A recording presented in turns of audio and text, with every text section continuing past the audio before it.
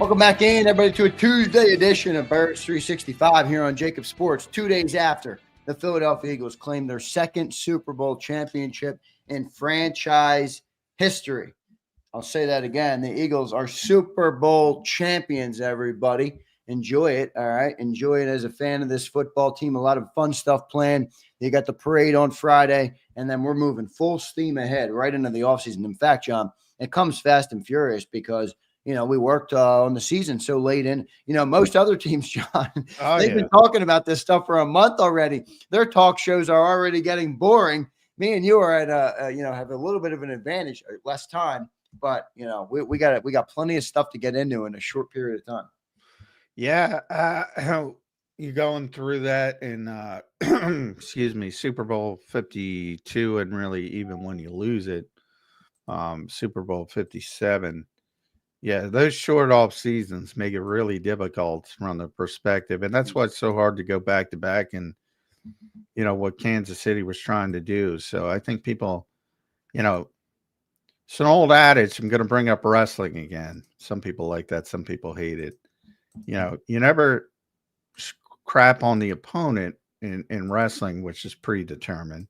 Because if you do, you make yourself look bad because you beat nobody. Right. Don't pretend the Kansas City Chiefs were nobody. That was something what the Eagles did. Absolutely.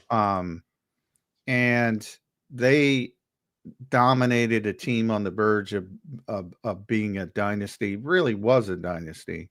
And maybe will continue to be a dynasty. So, if anything, pump up the opponent because what the Eagles accomplished was pretty freaking impressive. No doubt about it. So that part of it is number one. And one of the reasons it's so difficult to go back to back and try to go back to back to back is those short off seasons. Not only from a body perspective, you're playing all those extra games, but just from a preparation and organizational perspective of getting a lesser start. And then, you're talking about, let's say you want to go outside the organization to replace Kellen Moore. Well, yeah, everybody's picked over, especially with the college too. You're also, people forget that you're also competing with college teams who poach coaches too, or who try and give people jobs too. So it's tough. That's why I said, you're like, Kellen didn't take the job yesterday. I'm like, what the fuck's he waiting for?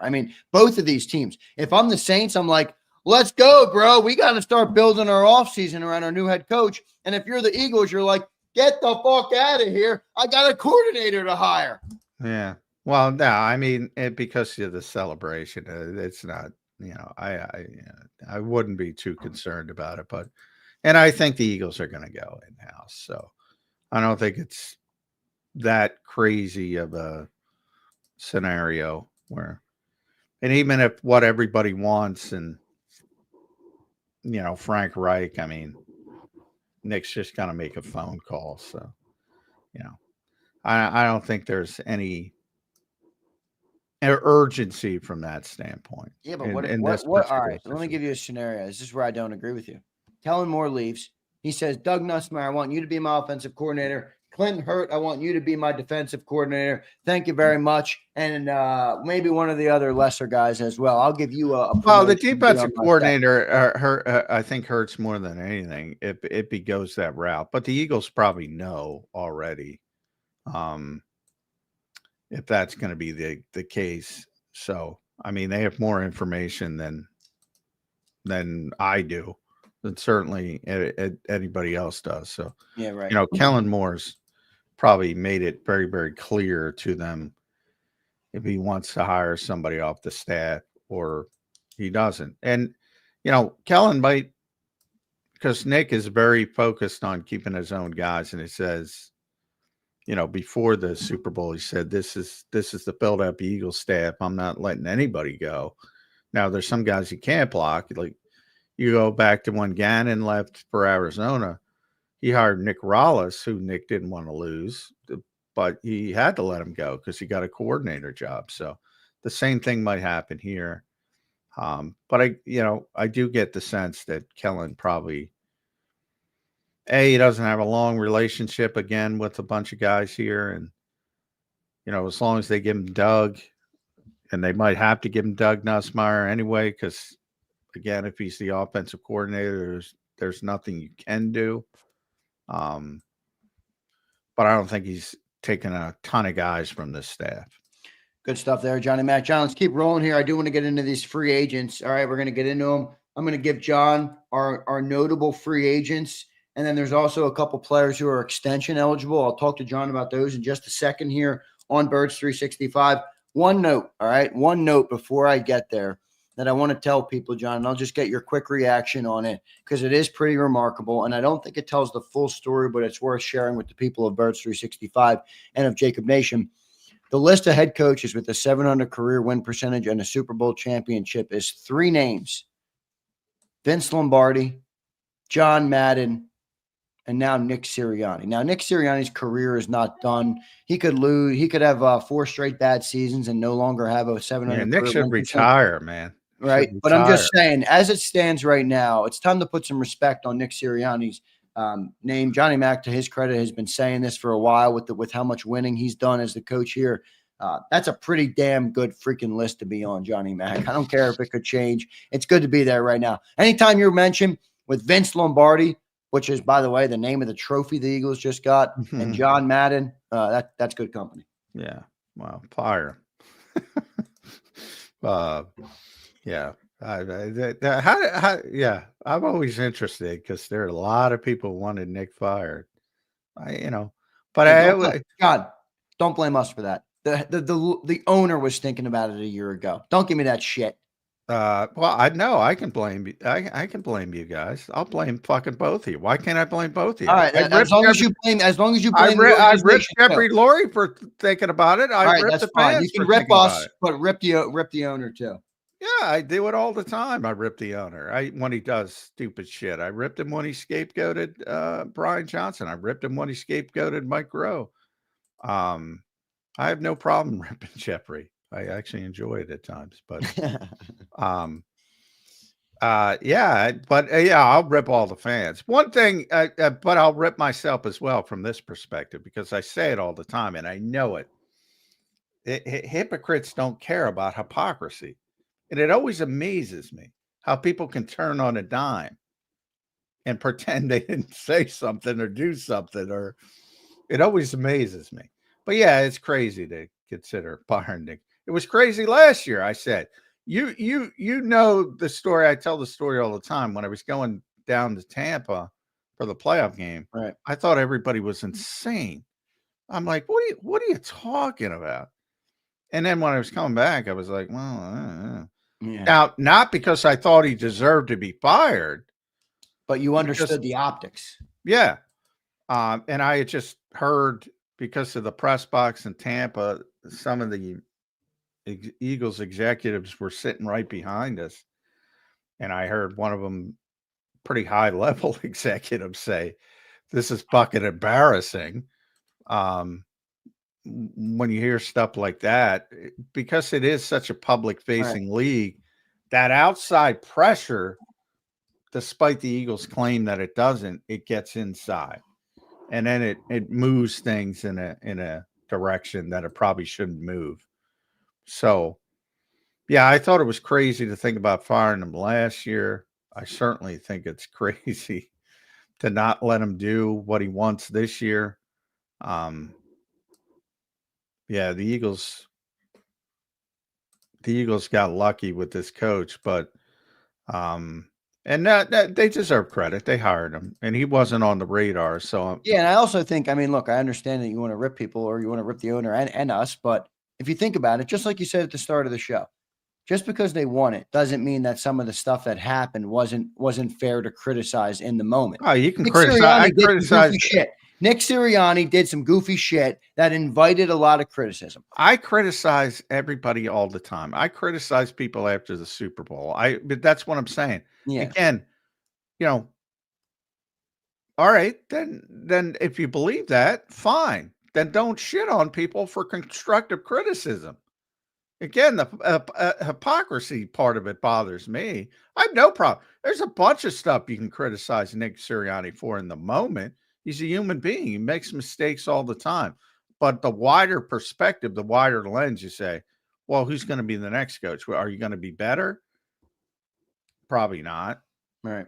So, that's the kind of stuff I'm talking about. Not that he doesn't make mistakes. He makes mistakes all the time. I thought he made a mistake in the Super Bowl. I was sitting there early in the game when he's taking the field goal. I'm like, this is stupid.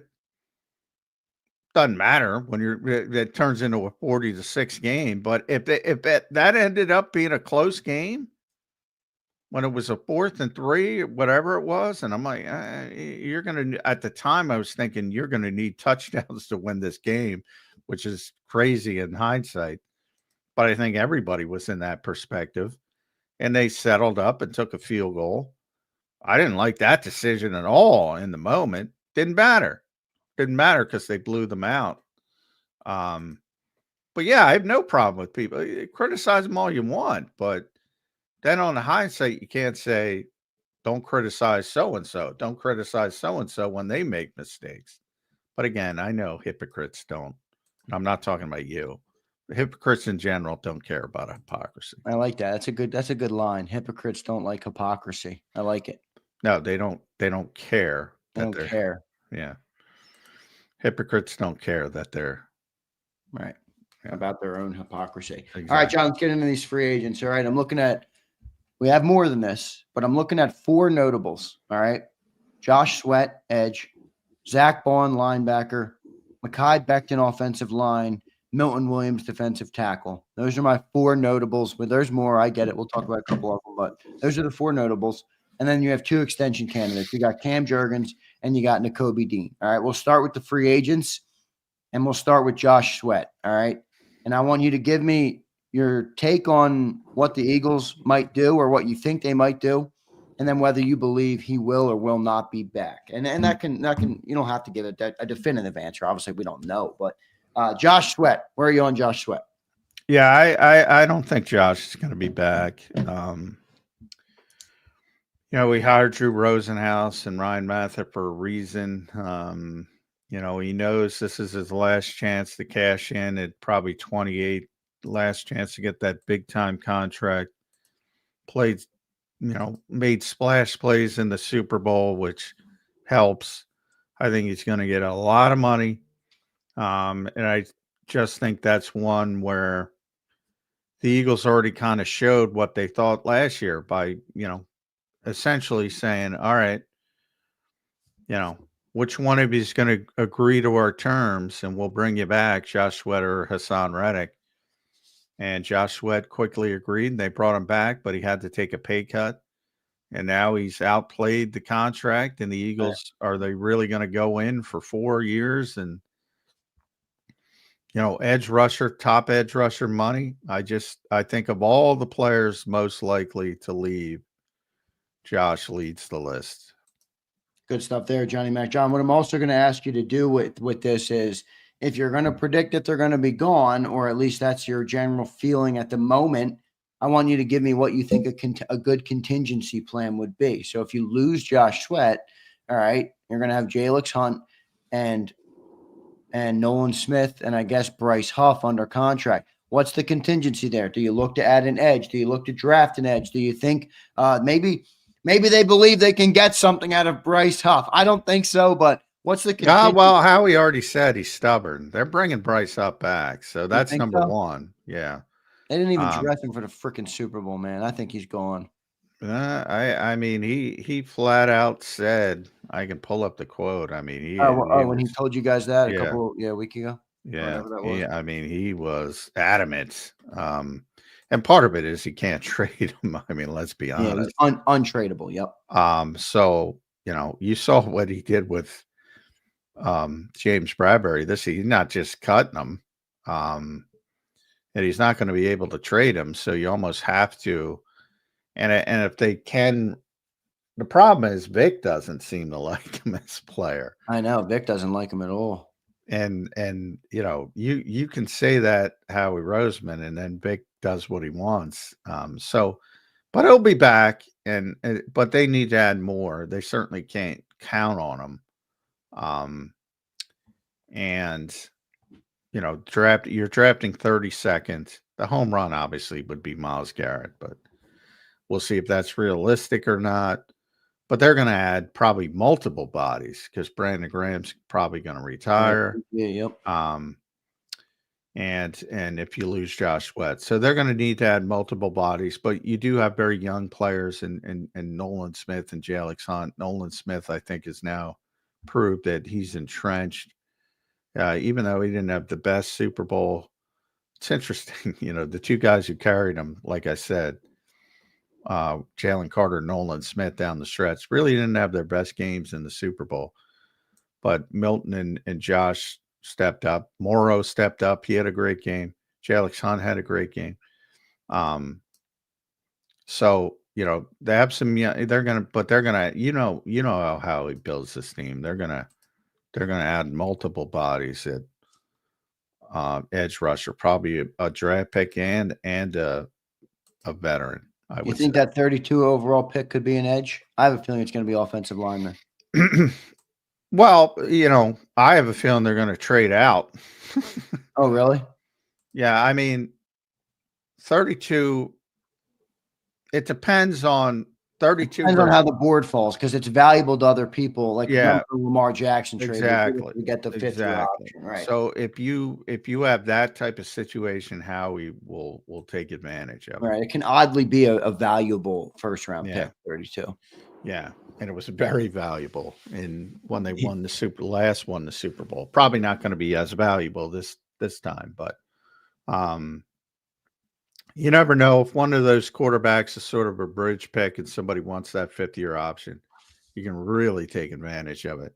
And then from Howie's perspective, there's certain, and I've talked to him about this in the past, there's certain positions you want the fifth-year option, and there's certain positions you don't want the fifth-year option. So if he thinks the best player there is at a position where you don't want the 50-year option, he'll drop down a few spots.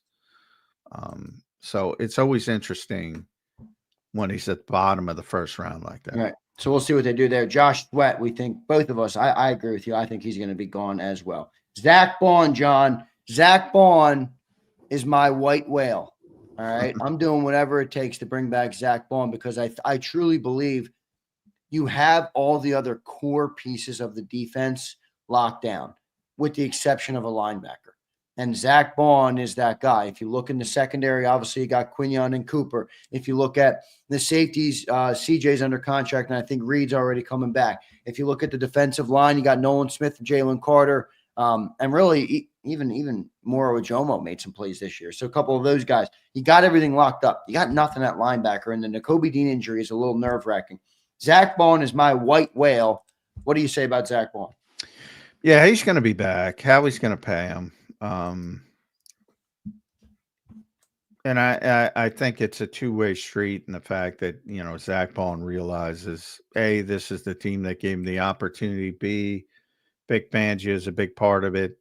And the Eagles are willing to pay people when they deserve it. And he proved that he deserved it.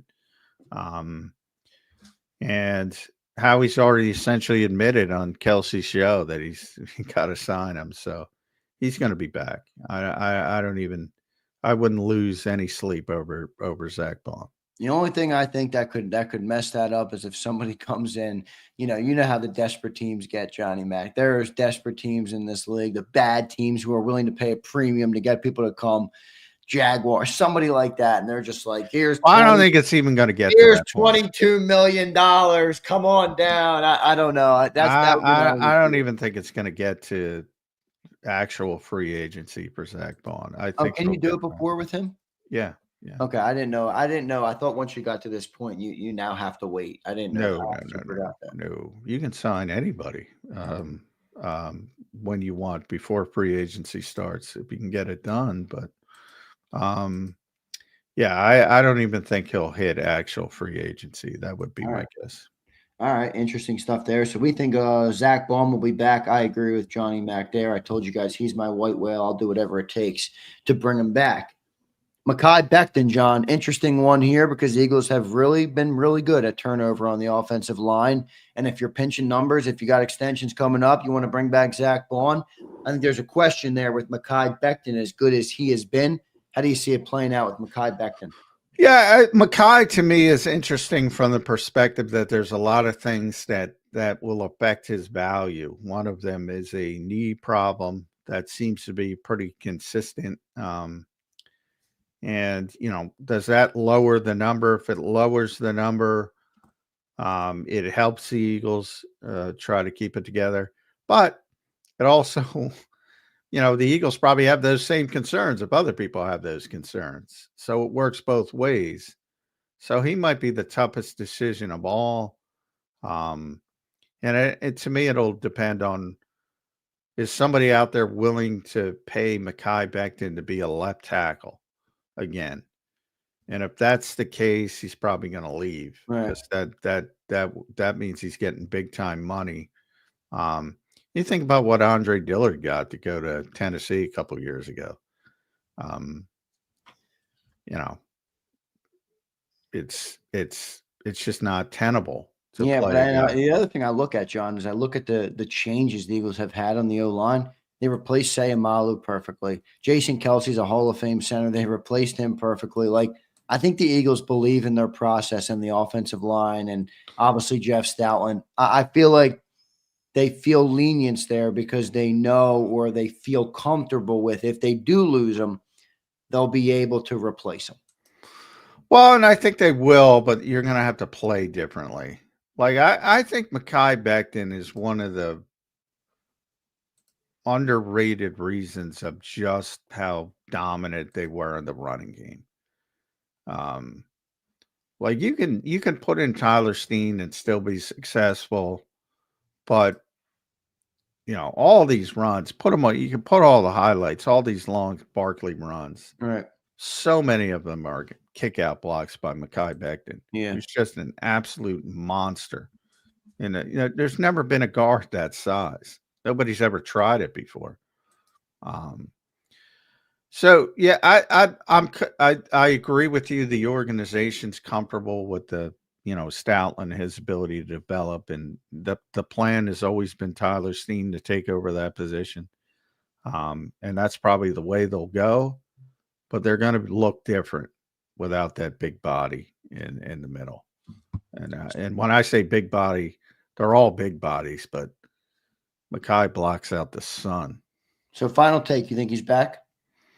No, I don't think he's back. Okay, go on. I think he's gone. And you think Steen's a contingency? Yeah. I agree.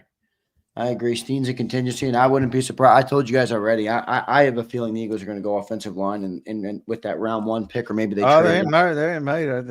They're always. It's a good bet, man. Yeah, that's what I'm saying. It's a good bet, but I also feel like there's a little bit of a need there. If you lose Becton, Lane Johnson, I know he's coming back next year, but you probably want to get somebody in the chamber that Jeff can start to develop. So we'll see about that. Mekhi Becton, Johnny Mac has gone, and I kind of agree with him. I think he's gone.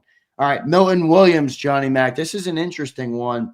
Howie loves his draft picks. This is a 3rd-round draft pick who's exceeded expectations in a big way, earned himself probably a massive, massive pay raise, earned a couple $1 million at least per year in that Sunday Super Bowl. What do you expect to see with Milton Williams? Woo! Bidding war. I think this is going to be the toughest one, yeah. Look, Milton, and I guarantee you the Eagles have been trying to sign Milton Williams this entire time. Yeah. And he just bet on himself, and he won. And he's going to get the free agency, I believe, and he's going to get $20+ million a year. And so gone is what you're saying. Well, I mean, if you look at Javon Hargrave, the Eagles said, all right, it's too expensive. And they were right to let Javon go. Yeah, but Javon wasn't a Howie draft pick. Javon was a little bit older. He was older, yeah. I mean, Milton's 25? Yeah. Milton's right on the cusp of where the Eagles want to pay people big money. But he's going to get big money.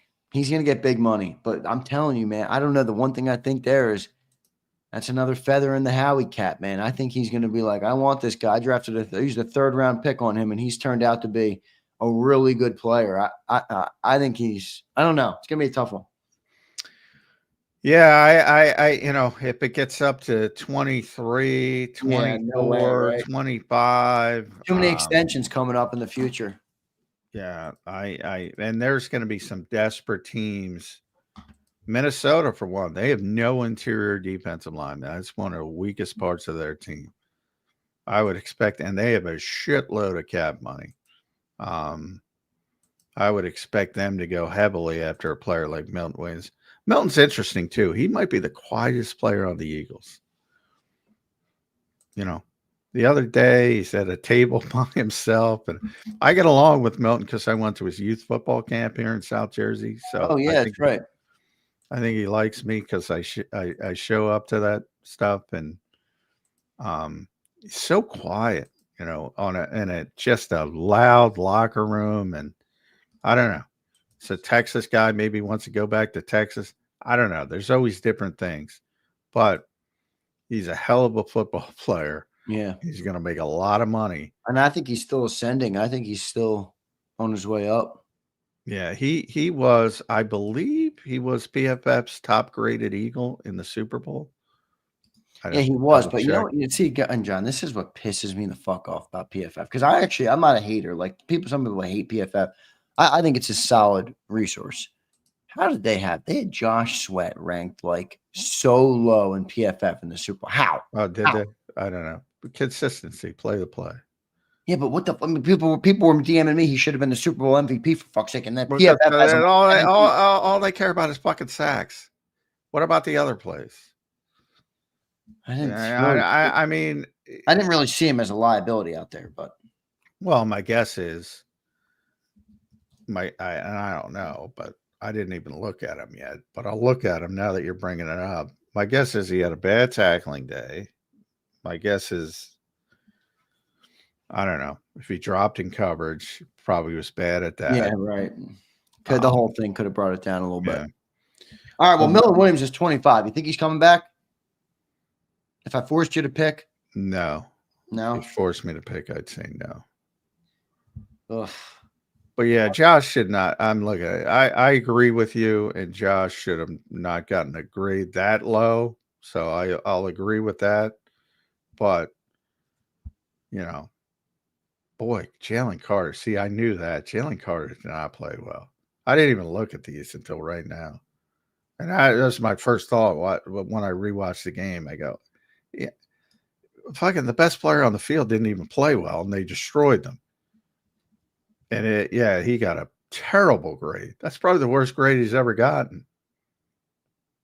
And I'm not disagreeing with that one. He did not play well. And you didn't even notice because, I mean, what an amazing game from that defense. Yeah, Jalen Carter was the worst rated defensive player on the Eagles. Yeah, he didn't play well. He really didn't. I know, but that seems a little. Cooper DeJean was the highest. Milton Williams was the second highest. I guess they were tied. Tied. And they're right. I mean, Cooper was unbelievable and Milton was unbelievable. Yeah, and look at the next two, Morrow and Orin Burks. And then you have Avonte Maddox and Isaiah Rodgers. All got Wow, Avonte played 7 snaps. I know, but he did make that play. I was happy for him because he's got a lot of shit. Yeah. And he was, there's a lot of revisionist history on him. People loved him a couple years ago. Look at all the green, though. When you're green, when you're blue, you're phenomenal. But when look at all the green. The Eagles had 13 players in the green. I mean, that's how well they played on defense. 14, really, if you want to count Thomas Booker, who didn't get many snaps.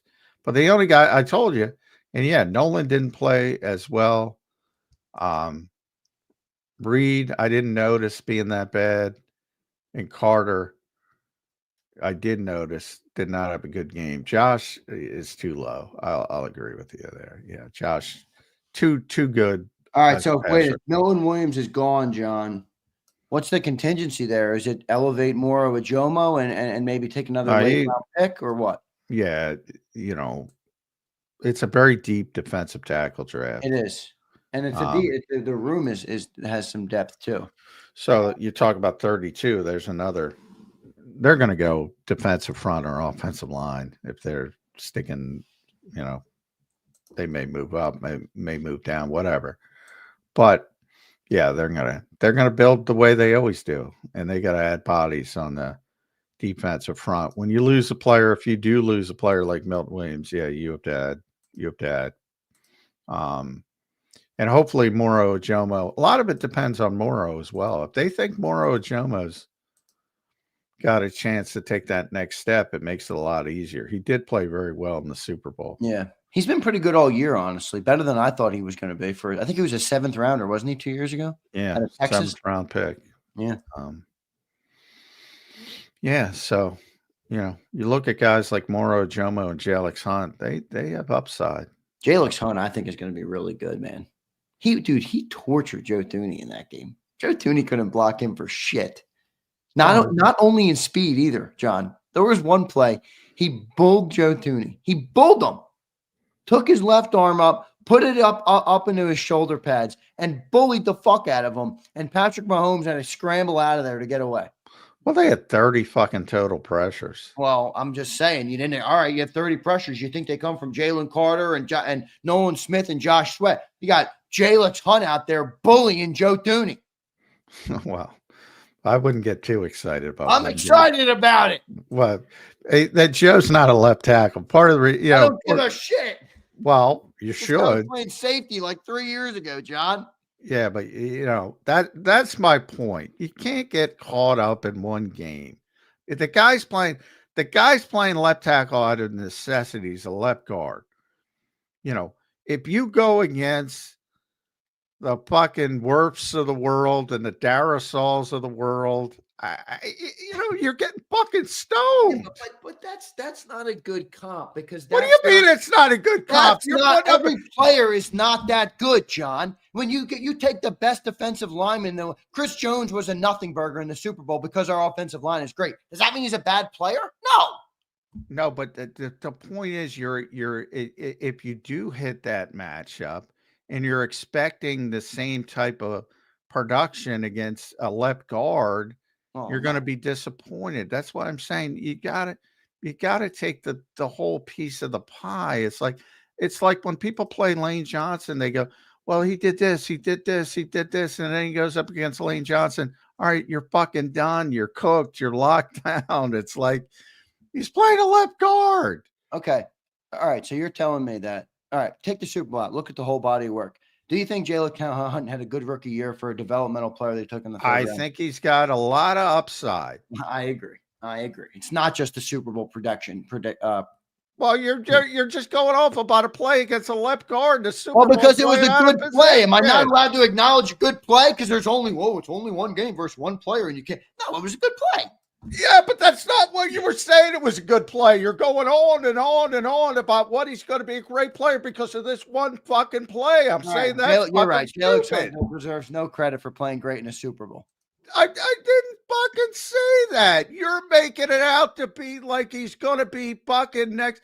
And you, by the way, you're the guy who shit on fucking Nolan Smith for fucking 2 months. I did shit on Nolan Smith. So did everybody else. So no, I didn't fucking shit on him. So I'm part of everybody. But the whole point is these fucking rash fucking, oh, he's fucking great. He's going to be this. He's a good developmental player with upside, and he has a high ceiling if he hits it. But to go in and say, oh, he made a play against a fucking left guard because it's in the fucking Super Bowl, so he's going to be the next Myles fucking Garrett. I didn't say that. I said he's a good player for a third round. I'm embellishing for a fact. Play it back. You made it because you did this against Joe fucking Thuney. I don't give a shit. He's a left guard.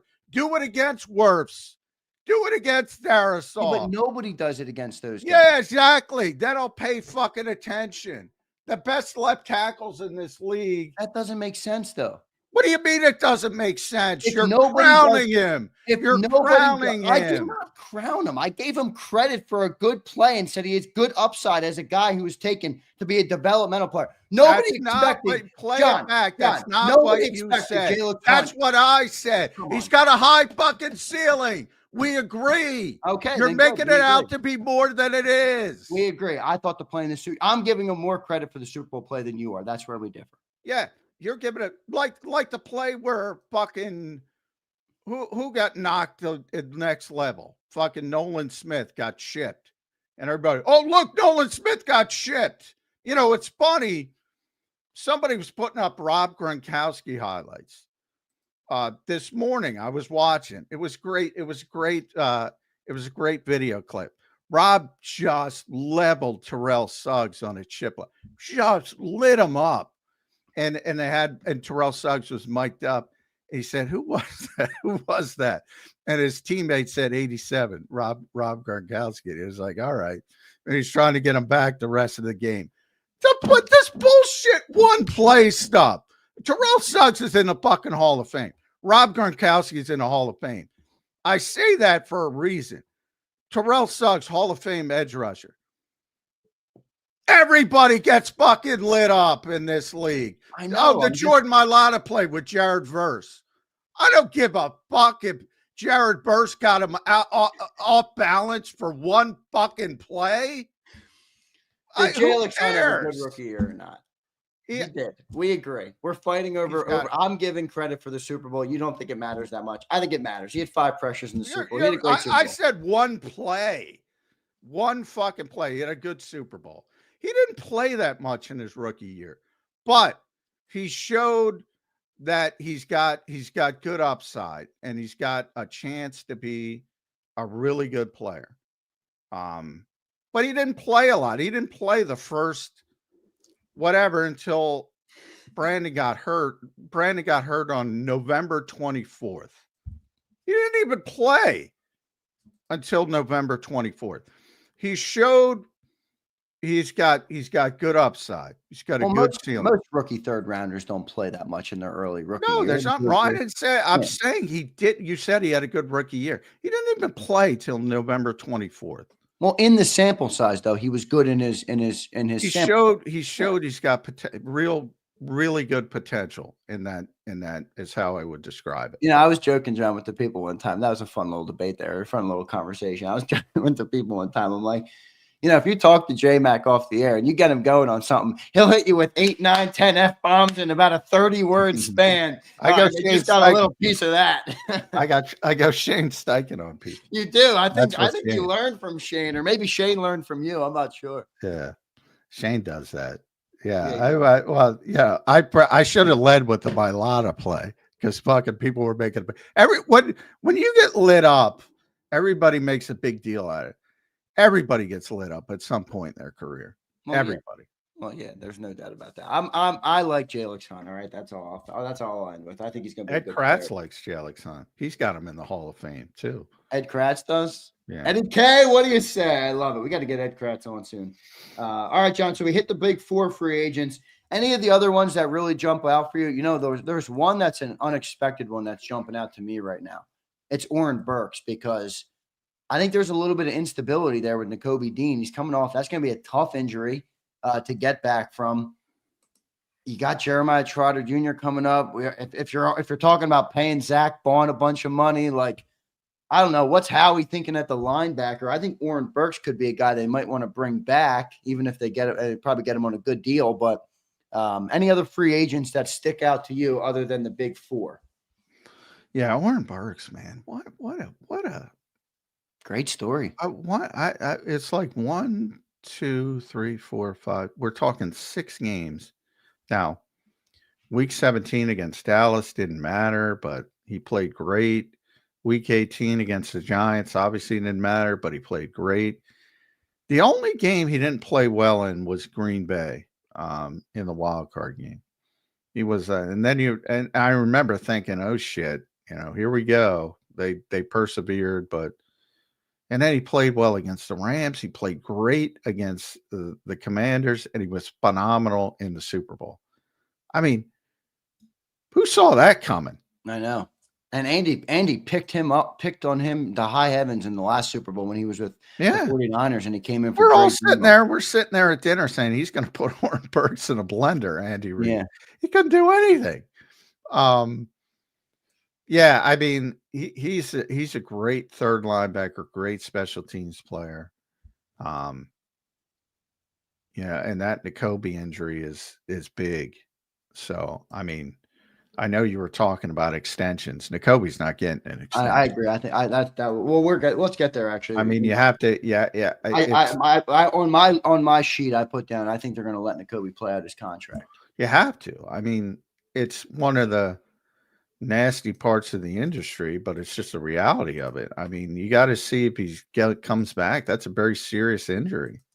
You're not going to give him multiple years while he's rehabbing from that injury unless you're very, very confident, and I mean very confident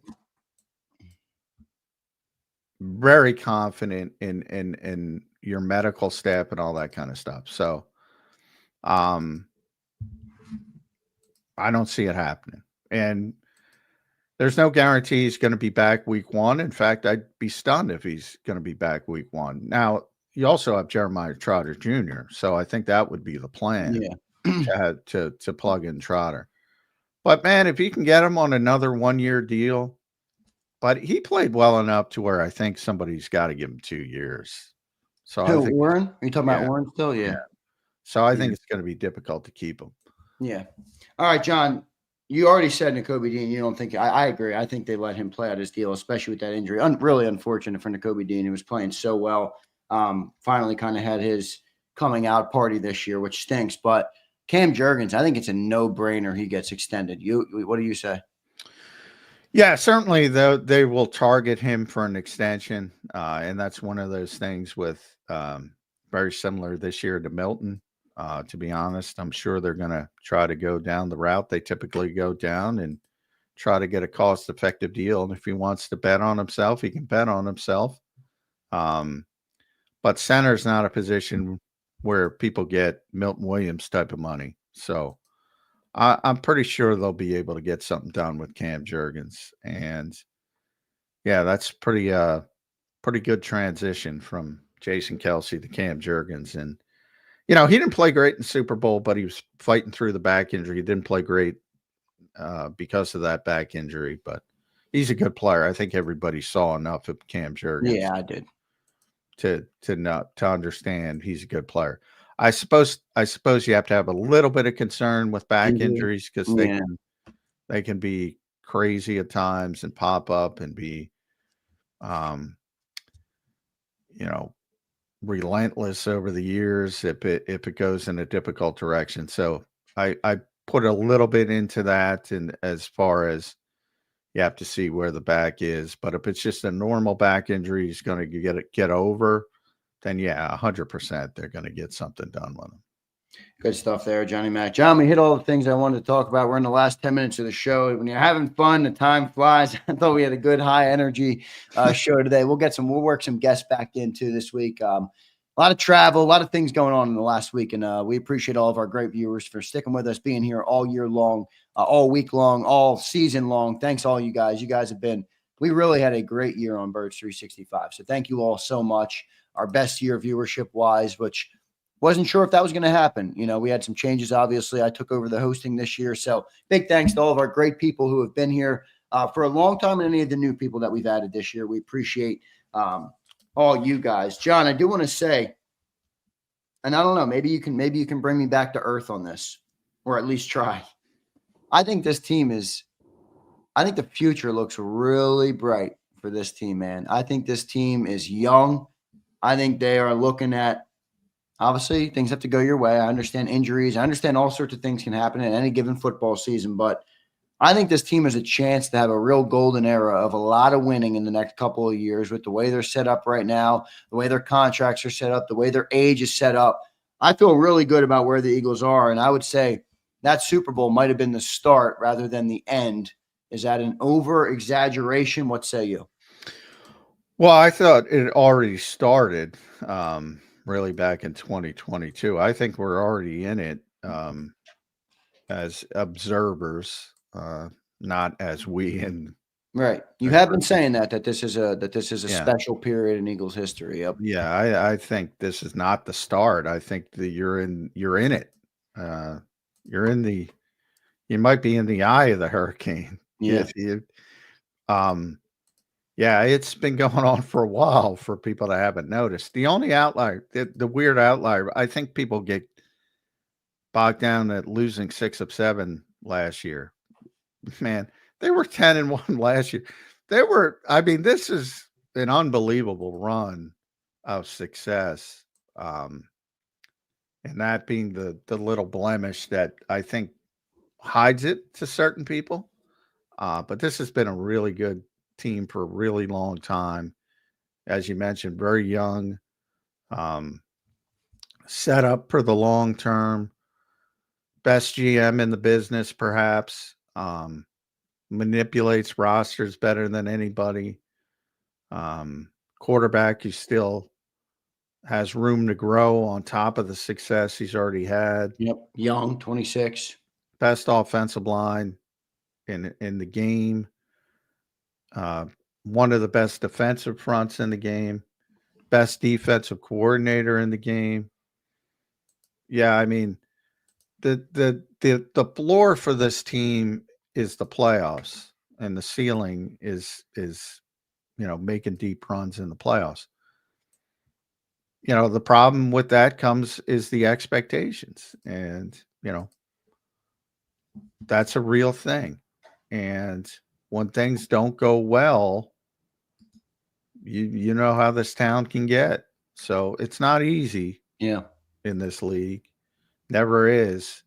And that's you're going to have again, this is already a 3-year window that's going to extend into 4 and maybe 5 and maybe 6. And you're going to have years where you don't meet expectations. And then all the other stuff comes in. Like, you're going to fire Brian Johnson. You're going to fire Alex Tanny. And how are you going to replace him? And you got to get those things right. So this was a special offseason, I would say, for the Eagles. So many decisions went right. Few went wrong, Bryce Huff. But most of them went right. And that's when you get special things. And that's what happened this year. Well done, Johnny Mac. John, I thought we had a really good show today. Really strong show. A lot of energy in the show today. We talked about a lot of good stuff too, man. The big Super Bowl, you didn't want to give any credit to the NFL, which I found to be pretty funny. Screw them. By the way,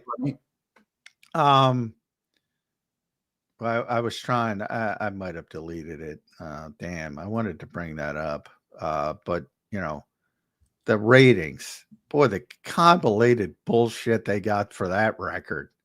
John Orred was, he's a sports business guy, was writing about it this morning, and damn, I wish I found it. Oh, here we go. Most watched Super Bowl ever. So let me give you some of the. I know we got a few minutes, so bear with me. You're good. The conflated nonsense of how they do it.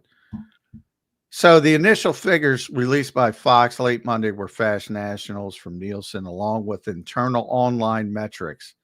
The network's Tubi streaming service, which typically does not do live sports and typically no one watches, drew an audience of 13.6 million. Well, Tubi was promoting the hell out of it, John. It was free. Yeah, I know. Does anybody watch Tubi? The online audience. I'm not going to lie to you. My dad, who's obviously is still a cable user, called me and was like, yeah, I got my other TV in my other room, which I don't have cable on. And I downloaded Tubi and I have the game on in there too. I'm like, holy shit, you're a Tubi user. So I found at least one Tubi user. Yeah, somebody, the league, it was good for Tubi, certainly. Yeah, look, a lot of people in our chat use Tubi. But I'm familiar with this because of Netflix and WWE conflates their numbers. Complete, utter bullshit.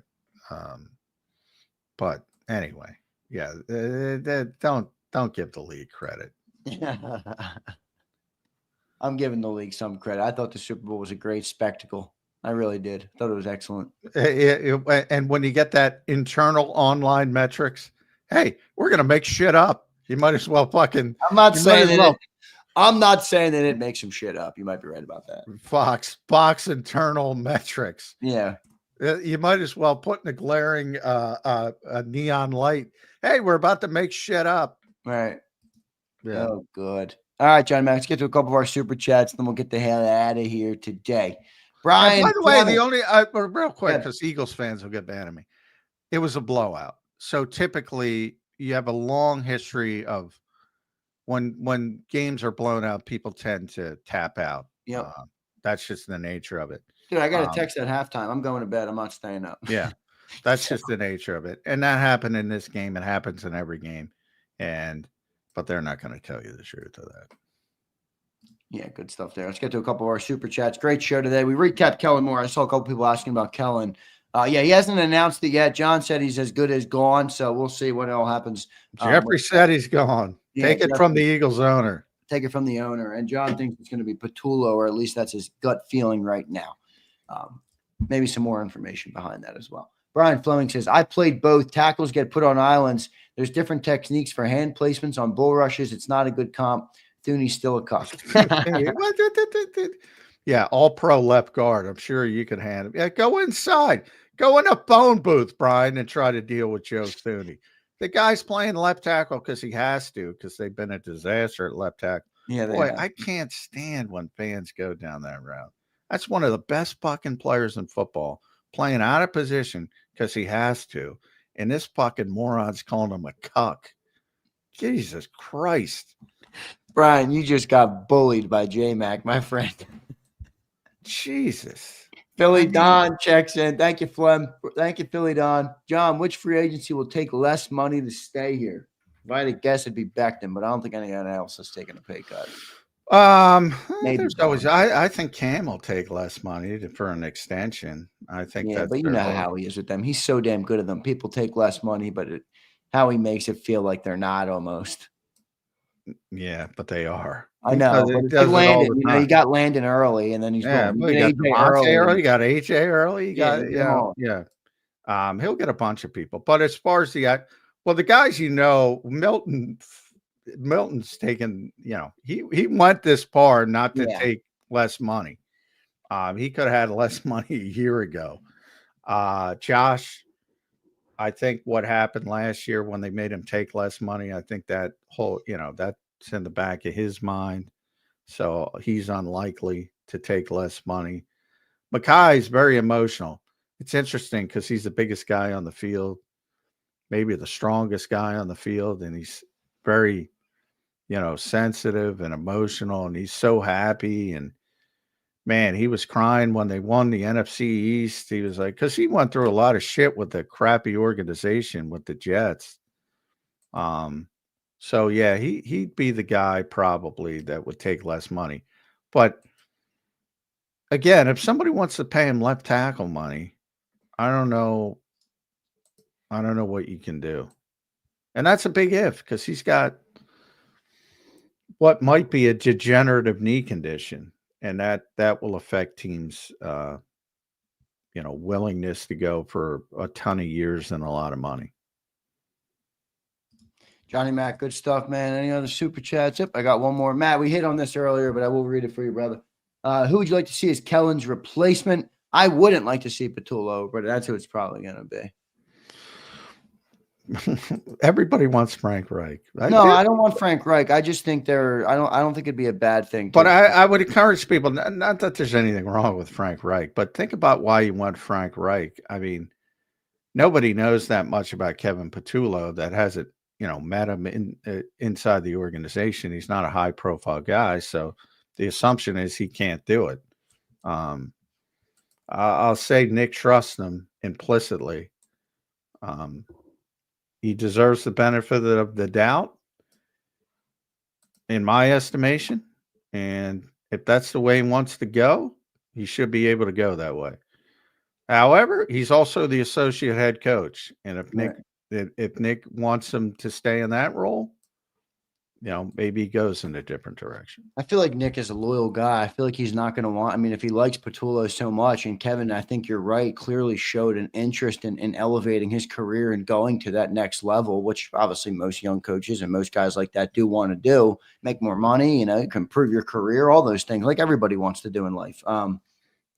Yeah, I don't think he's going to pass over Patullo, but we'll see how it all unfolds. Johnny Mac, great show today, man. I had a lot of fun. JAKIB Hunt, baby. He's coming for you, Thuney. He's coming for you. Brian dropped one more. Wait.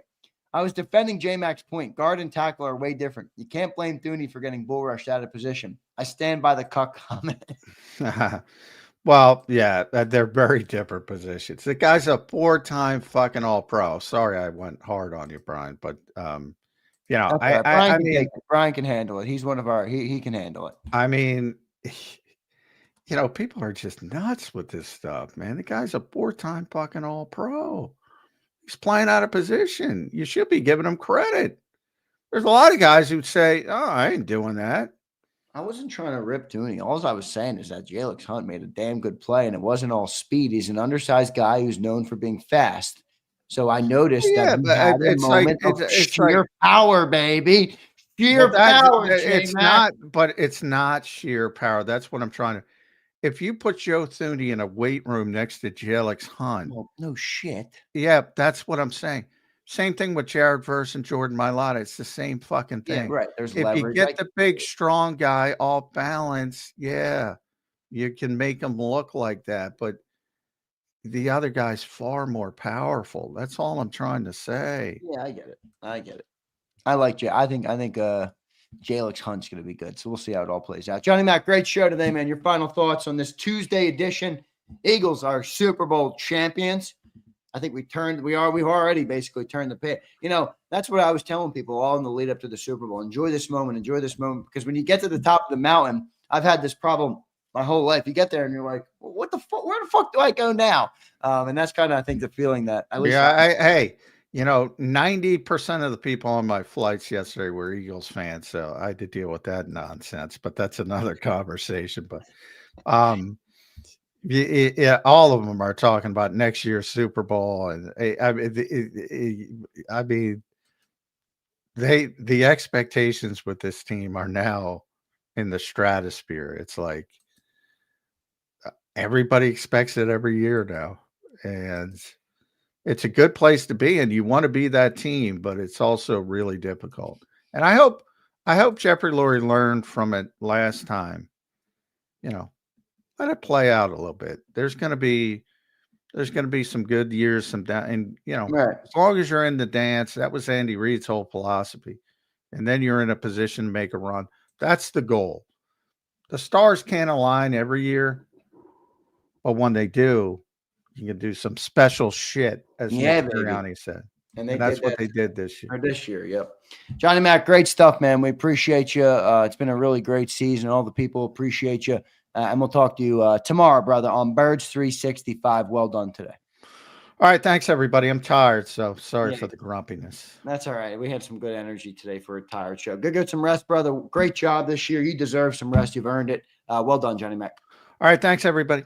All right. There's John McMullen joining us here on Birds 365. That was a great show. I had a lot of fun on today's show. A lot of energy, a lot of good stuff happening on the show today. So well done by Johnny Mac. Well done by all the great people of JAKIB Nation. All right, I'll kick it around with some of you guys. We got to take some comments. Brian Fleming. Oh, man.